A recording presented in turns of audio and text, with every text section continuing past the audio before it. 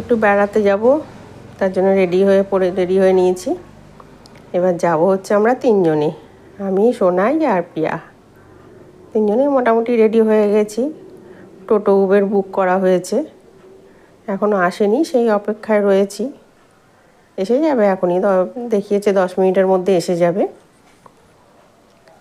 তা আমরা মোটামুটি এখন ঘর থেকে বেরোচ্ছি। দেখি টোটোর অপেক্ষায় রয়েছি। যাব কোথায়?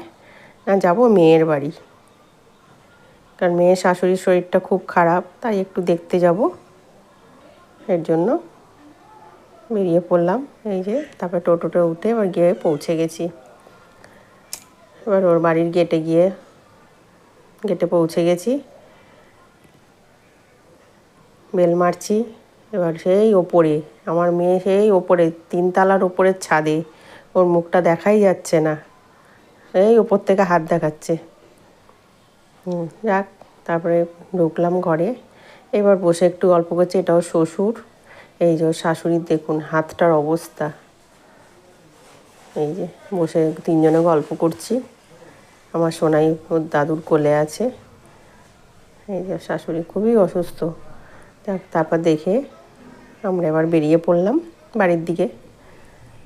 একটু গল্প টল্প করে বেরিয়ে পড়েছি। এই যে আমার মেয়ে, আমরা এবার হাঁটতে শুরু করলাম। এই যে আমাদের টোটো এসে গেছে, এটাও উবের টোটো বুক করেছি। টোটোতে উঠে পড়লাম।